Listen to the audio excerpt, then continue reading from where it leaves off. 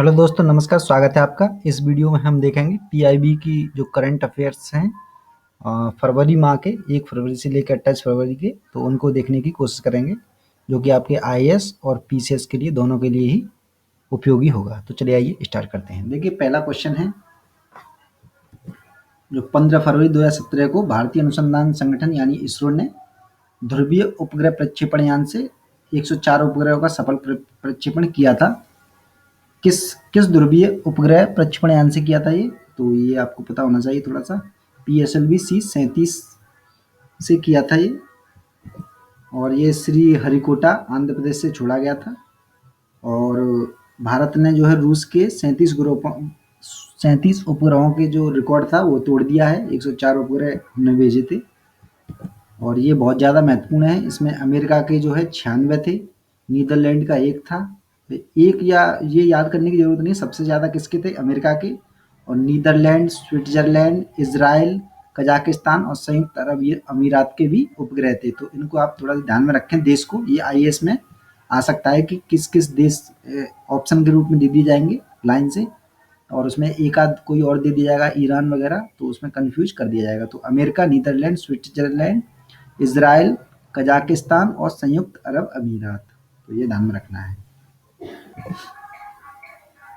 ये 89वें जो ऑस्कर पुरस्कार में किस अभिनेता को सर्वश्रेष्ठ अभिनय का पुरस्कार प्रदान किया गया?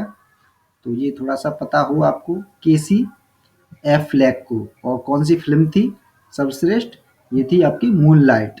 थोड़ा मूवी याद रखें बस, मूनलाइट को।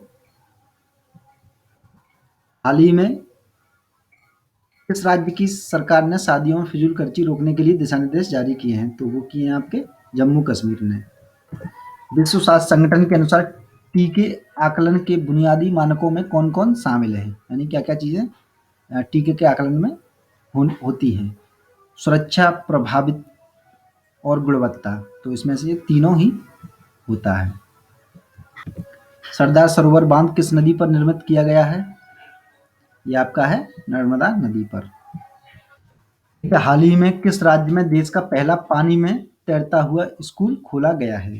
तो ये खोला गया आपका मणिपुर में। थोड़ा सा पता होना चाहिए, पूछ लेते हैं कभी कभार पीसीएस में। देख देखिए, ये क्वेश्चन है, देश की पहली कैशलेस टाउनशिप गुजरात में कहाँ स्थापित करी गई है? ये करी गई है भरूच में। हाल ही में भारतीय नौसेना ने युद्धपोत आईएनएस सर्वेक्षक पर सोलर पैनल स्थापित किया गया है। सौर ऊर्जा प्रणाली पर लगाने वाला यह भारत का कौन सा पोत है? यह आपका पहला ही पोत है, इससे पहले कोई नहीं था। ये फरवरी 2017 के मध्य राष्ट्रीय महिला संसद का आयोजन कहाँ किया जा रहा है? ये किया जा रहा है आपका अमरावती में, आंध्र प्रदेश में। मजदूर संदाज संशोधन विधेयक 2017 का उद्देश्य किस अधिनियम में संशोधन करना है? ये संशोधन करना है मजदूरी संदाय अधिनियम 1936 में जो था उसमें संशोधन। और ये बिल क्या करेगा? यह बिल किसी कर्मचारी के वेतन को निम्नलिखित तरीके से भुगतान की अनुमति देने हेतु ये 1936 के एक्ट में संशोधन करेगा। अब क्या होगा, किसी भी मजदूर को, कर्मचारी को, या तो सिक्कों में या करेंसी नोटों में दिया जा सकता है वेतन, या चेक द्वारा, या उनके खातों में जमा करके मजदूरी का भुगतान कर सकते हैं। तो ये ध्यान में रखना है। देखिए, 8 फरवरी 2017 को केंद्रीय मंत्रिमंडल ने प्रधानमंत्री ग्रामीण डिजिटल साक्षरता अभियान के लिए को मंजूरी दी है। इसके तहत मार्च 2019 तक कितने ग्रामीण परिवारों को डिजिटल कार्यों के लिए साक्षर बनाया जाएगा? तो ये बहुत ही इंपॉर्टेंट है, ऐसे फैक्चुअल क्वेश्चन आ जा रहे हैं पीसीएस में। तो ये हैं आपके 6 करोड़ लोगों को साक्षर बनाएंगे। 66वें गणतंत्र दिवस समारोह 2017 के मुख्य अतिथि कौन थे? तो आपको थोड़ा सा पता होना चाहिए। ये थे शेख मोहम्मद बिन जायद अल नाहयान। अबू धाबी के प्रिंस हैं ये। और अबू धाबी है कहाँ? ये आपकी यूएई में। देखिए, हाल ही में प्रसिद्ध अमेरिकी think tank the heritage foundation द्वारा, ये इंपॉर्टेंट है, द हेरिटेज फाउंडेशन द्वारा आर्थिक स्वतंत्रता सूचकांक में भारत का कौन सा स्थान था? तो भारत का, ये तो पीसीएस के लिए इंपॉर्टेंट हो जाता है, 143वां स्थान था। और आईएएस के लिए क्या इंपॉर्टेंट हो जाता है कि जो आर्थिक स्वतंत्रता सूचकांक है वो जारी कौन करता है? अमेरिका का जो थिंक टैंक है द हेरिटेज फाउंडेशन इसे जारी करता है। देखिए, हाल ही में पाकिस्तान में लाहौर उच्च न्यायालय ने किसके द्वारा दायर याचिका पर आदेश पारित कर निजी टीवी चैनलों को भारतीय फिल्में दिखाने की अनुमति प्रदान कर दी है? तो ये है आपकी लियो कम्युनिकेशन में। वे अंतर्राष्ट्रीय बौद्धिक संपदा सूचकांक 2017 में भारत का कौन सा स्थान है? ये आपका पीसीएस के लिए बहुत ही इंपॉर्टेंट है, 43वां स्थान है ये। आईएएस के लिए क्या इंपॉर्टेंट है, इसे जारी कौन करता है? अंतर्राष्ट्रीय बौद्धिक संपदा सूचकांक को कौन जारी करता है? ये जारी करता है यूएस का, यानी यूनाइटेड स्टेट का चैम्बर ऑफ कॉमर्स के ग्लोबल इलेक्टेक्चुअल प्रॉपर्टी सेंटर। तो ये जारी करता है अंतर्राष्ट्रीय बौद्धिक संपदा सूचकांक को। देखिए 30 जनवरी 2017 को जारी एफटी ग्लोबल एमबीए रैंकिंग 2017 में किस भारतीय संस्थान को सर्वोच्च स्थान प्राप्त हुआ था? भारत के संदर्भ में ये, तो ये हुआ था आपका हैदराबाद आईएसबी को। आईएसबी का मतलब है Indian school of business Hyderabad, तो इसे ध्यान में रखें थोड़ा सा। देखिए हाल ही में अमेरिकी संसद की प्रतिनिधि सभा में H-1B वीजा के सुधार के लिए नया विधेयक पेश किया गया। इस नए विधेयक में वार्षिक न्यूनतम वेतन कितने करने का प्रस्ताव है? तो आपको मैं बता दूं, ये है आपका 1.30 लाख अमेरिकी डॉलर, यानी कि जो लोग विदेशों में इतने तक की नौकरी पाएंगे उन्हें ही H-1B वीजा दिया जाएगा। अमेरिकी राष्ट्रपति डोनाल्ड ट्रंप द्वारा अमेरिका की शरणार्थियों से संबंधित रिफ्यूजी एडमिशन प्रोग्राम को कितने दिनों के लिए बंद किया गया है? तो ये किया गया आपका 120 दिनों के लिए। हाल ही में किसने किसानों को खेती बाड़ी से जुड़े विभिन्न पहलुओं पर उपयोगी सूचना एवं सलाह उपलब्ध कराने हेतु my agree Guru mobile app का शुभारंभ किया है? ये किया है आपका महिंद्रा एग्री सॉल्यूशंस लिमिटेड ने। देखिए भारतीय स्टेट बैंक में सहायक बैंकों का विलय भारतीय स्टेट बैंक यानी सहायक बैंक अधिनियम 1955 की किस धारा के तहत किया गया है? ये किया गया है आपका धारा 35 के। थोड़ा सा पता होना चाहिए क्योंकि अभी ये विलय हो गया है ना, तो इस वजह से थोड़ा सा पता होना चाहिए, आ भी सकता है ये। देखिए हाल ही में आरबीआई द्वारा क्षेत्रीय ग्रामीण बैंकों की गोल्ड लोन देने की सीमा में वृद्धि का फैसला किया गया है।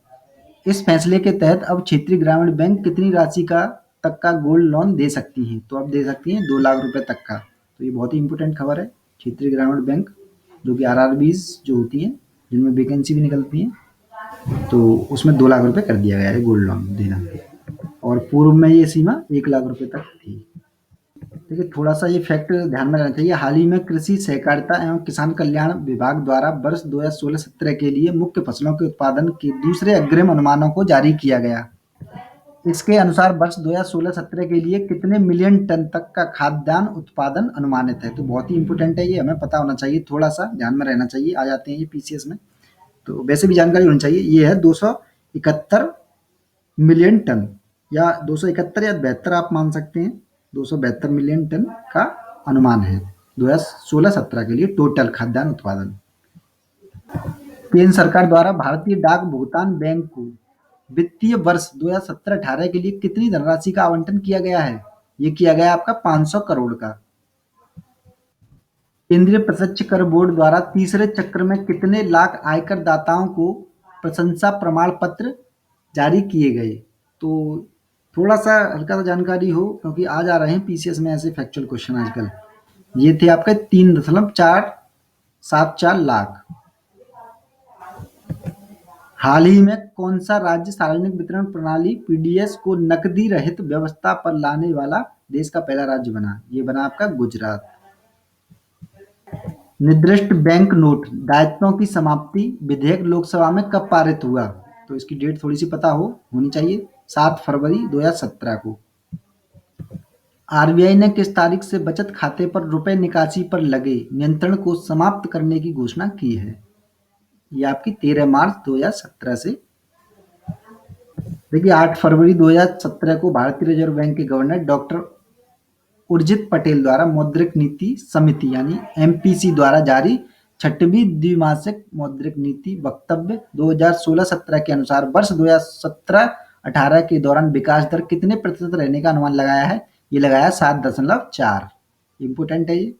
देखिए 30 जनवरी 2017 को वित्त मंत्री अरुण जेटली और संचार राज्य मंत्री मनोज सिन्हा द्वारा वीडियो कॉन्फ्रेंसिंग के माध्यम से किन 2 स्थानों पर भारतीय डाक भुगतान बैंक का उद्घाटन किया गया? तो ये किया गया है आपका रांची, जयपुर में।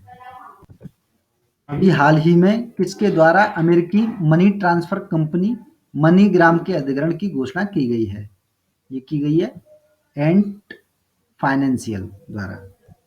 हाल ही में किस संस्था ने स्वच्छ धन अभियान का शुभारंभ किया है? ये किया है आपका आयकर विभाग ने। 16 फरवरी 2017 को भारत इलेक्ट्रॉनिक्स लिमिटेड यानी वेल द्वारा भारतीय सशस्त्र बलों के लिए एक नए संचार रेडियो का अनावरण किया गया। उसका नाम क्या है? उसका नाम है आपका stars V mark 3। Stars V mark 3।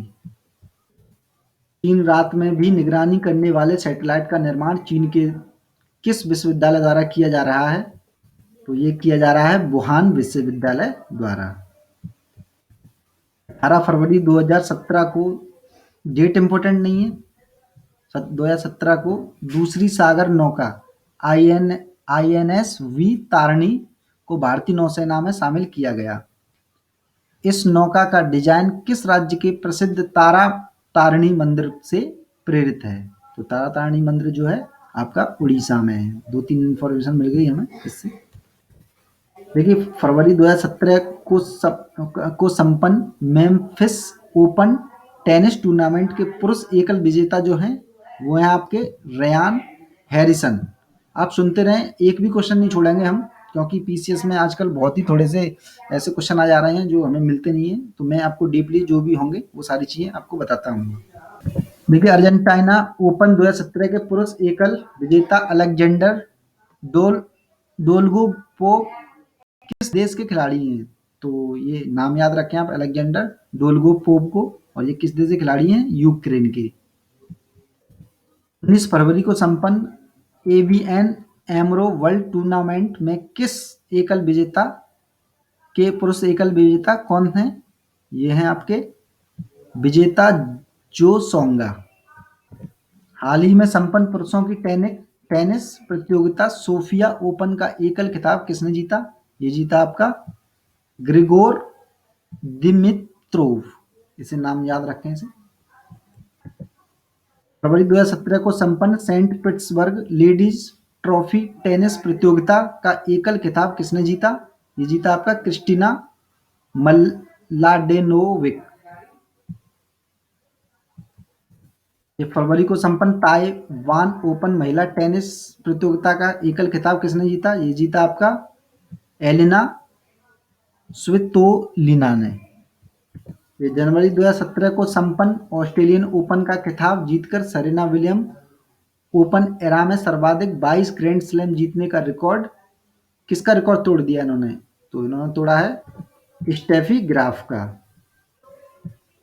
देखिए जनवरी 2017 में संपन्न बांग्लादेश न्यूजीलैंड टेस्ट श्रृंखला में किस खिलाड़ी ने बांग्लादेश की ओर से टेस्ट मैच की एक पारी में सर्वाधिक रन बनाने का रिकॉर्ड बनाया? तो ये बनाया आपका साकिब अल हसन ने। तो इन्होंने कितने बनाए हैं? 595 रन, सबसे सर्वाधिक रन है ये। देखिए 1 फरवरी 2017 को संपन्न भारत इंग्लैंड की T20 श्रृंखला में किसे प्लेयर ऑफ द सीरीज चुना गया? तो ये चुना गया युजवेंद्र चहल को। देखिए फरवरी 2017 को संपन्न हॉकी इंडिया लीग 2017 टूर्नामेंट में मोस्ट वैल्यूएबल प्लेयर का जो पुरस्कार किसे प्रदान किया गया? ये किया गया आपका फ्लोरिन कुछ को। फ्लोरिन फुच। हाल ही में संपन्न Africa cup of Nations football प्रतियोगिता 2017 का विजेता कौन रहा? ये रहा आपका कैमरून। 10 फरवरी, डेट इंपोर्टेंट नहीं है, ये तो मैंने केवल डाल रखी है। फरवरी 2017 को जारी फीफा अंडर 17 फुटबॉल विश्व कप का शुभंकर खेलियो है। क्या है ये खेलियो? ये खेलियो है चित्तेदार तेंदुआ। फरवरी 2017 को पटना में संपन्न 81वीं राष्ट्रीय बैडमिंटन चैंपियनशिप का पुरुष एकल खिताब जीतने वाले सौरभ वर्मा ने किस विश्व जूनियर नंबर 1 एक खिलाड़ी को पराजित किया? तो इन्होंने किया था लक्ष्मण सेन को पराजित किया था, और सौरभ वर्मा आपको याद रखना है। ये जनवरी की खबर है। 2017 को संपन्न सैयद मोदी अंतर्राष्ट्रीय ग्रैंड प्रिक्स बैडमिंटन प्रतियोगिता में पीवी संधू ने किसे पराजित कर महिला एकल खिताब जीता? तो ये पीवी संधू ने जीता था। और ये किसे पराजित किया था? जॉर्जिया की जो है मारिस्का को। आईबीएसएफ ने भारत को विश्व बिलियर्ड चैंपियनशिप की मेजबानी अगले कितने वर्षों के लिए सौंपी है? ये सौंपी आपके 4 वर्ष के लिए। 38वीं 11 सीनियर राष्ट्रीय एवं अंतर्राष्ट्रीय टेबल टेनिस चैंपियनशिप 2016 का पुरुष एवं महिला वर्ग का खिताब क्रमशः किसने जीता? ये जीता आपका पीएसपीबी एवं पश्चिम बंगाल ने। गोल्फ प्रतियोगिता जेनेसिस ओपन 2017 के विजेता गोल्फर कौन है? ये है आपके एस्टिन जॉनसन। फरवरी 2017 को संपन्न मिश्रित मार्शल आर्ट लीग 2017 का खिताब शेर ए पंजाब टीम ने फाइनल में किसे पराजित कर जीत लिया? ये जीता था आपका दिल्ली हीरोज को पराजित करके। 18 फरवरी को संपन्न एशियन महिला रग्बी सेवेंस ट्रॉफी 2017 का स्वर्ण दक्षिण कोरिया ने किस देश को पराजित करके जीता? ये भारत को ही इन्होंने पराजित किया था। हम कोई भी क्वेश्चन नहीं छोड़ेंगे और जब बाद में लगभग 15 दिन पहले हम अलग से रिवीजन करेंगे जिसमें हम ज़्यादातर एकदम और सटीकता पर पहुंचेंगे। लेकिन अभी तो हमें पूरा का पूरा देखना है, पूरे महीने की जो भी खबरें रही हैं, कुछ भी छूटना नहीं चाहिए। हरियाणा सरकार द्वारा हाल ही में आयोजित कराई गई प्रथम राष्ट्रीय कबड्डी चैंपियनशिप में विजेता की पुरस्कार राशि कितनी थी? ये थी आपकी 1 करोड़ रुपए। 35वीं Asian track cycling championship Bharat में किस शहर में संपन्न हुई? ये हुई थी आपकी नई दिल्ली में। 2017 को पूर्व बल्लेबाज पीटर रिचर्डसन का निधन हो गया। वह किस देश की ओर से खेलते थे? तो ये खेलते थे आपके इंग्लैंड की ओर से। हाल ही में फिडे ने किस जूनियर खिलाड़ी को उत्कृष्ट प्रदर्शन के लिए कैंडिडेट्स मास्टर्स का खिताब प्रदान किया? तो ये थे आपके कुश भगत। देखिए इनकी तस्वीर लगा रखी है मैंने यहाँ पर, ये रही। 14 फरवरी 2017 को डायरेक्टरेट की मानद उपाधि प्राप्त करने वाले देश के दूसरे हॉकी खिलाड़ी कौन है? ये आपके संदीप सिंह। ये रहे संदीप सिंह। हाल ही में सुनील छेत्री ने आई लीग में सर्वाधिक गोल करने का रिकॉर्ड तोड़ा। उन्होंने किस खिलाड़ी को पीछे छोड़ दिया है? उन्होंने वाईचिंग भूटिया को पीछे छोड़ दिया है। हाल ही में किस क्रिकेट खिलाड़ी को किंगस्टन स्थित एंटी डोपिंग एजेंसी ने 1 वर्ष के लिए प्रतिबंधित कर दिया है? ये किया आपका आंद्रे रसेल को। ये है आंद्रे रसेल। भारतीय टेबल टेनिस महासंघ के नए अध्यक्ष कौन चुने गए हैं? ये चुने गए आपके दुष्यंत चौटाला। विजडन पत्रिका द्वारा विराट कोहली से पूर्व किस भारतीय को कवर पेज पर स्थान दिया गया था और वह विजडन का कौन सा संस्करण था? थोड़ा सा जानकारी होनी चाहिए हल्की सी। ये दिया गया था सचिन तेंदुलकर को 191वें संस्करण में। और दूसरे कौन है? हमारे विराट कोहली। हाल ही में जारी बीडब्ल्यूएफ की जूनियर रैंकिंग में भारत के किस जूनियर बैडमिंटन खिलाड़ी ने पुरुष सिंगल वर्ग में प्रथम स्थान अर्जित किया? ये आपके लक्ष्मण सेन ने। ये हैं देखिए। हाल ही में किसने विदेश मंत्रालय के नए प्रवक्ता के रूप में कार्यभार ग्रहण किया? ये किया आपका गोपाल वागले ने। ये तिरंगा के वागले नहीं है, उसमें भी उनका नाम तिरंगा का वागले था। हाल ही में पी शिवशंकर का निधन हो गया। वह कौन थे? वह थे राजनीतिक। आ जाते हैं ऐसे क्वेश्चन। हाल ही में केनेथ जे एरो का निधन हो गया। ये कौन थे? ये अर्थशास्त्री थे। हाल ही में केंद्र सरकार ने किसे स्वच्छ भारत मिशन का ब्रांड एम्बेसडर बनाया है? बहुत ही इंपॉर्टेंट है, ये बिल्कुल आने वाला है पीसीएस में। तो ये बनाया शिल्पा शेट्टी को। हाल ही में किसने तमिलनाडु के नए मुख्यमंत्री के रूप में शपथ ग्रहण करी है? तो ये तो सबको पता है, इदापद्दी के पलानीस्वामी। पलानीस्वामी के नाम से भी जाने जाते हैं। देखिए किसने नागालैंड के नए मुख्यमंत्री के रूप में शपथ ग्रहण करी है? ये किया आपका सुरहोजेली लियोजित्सु। देखिए हाल ही में उच्चतम न्यायालय के पूर्व मुख्य न्यायाधीश अल्तमश कबीर का जो है निधन हो गया है। वह कब से कब तक मुख्य न्यायाधीश रहे थे? ये रहे थे आपके 2012-13 में रहे थे ये। तो दोस्तों इस वीडियो में बस इतना ही। सब्सक्राइब कर लें जिन्होंने नहीं किया है। देखते रहें। धन्यवाद।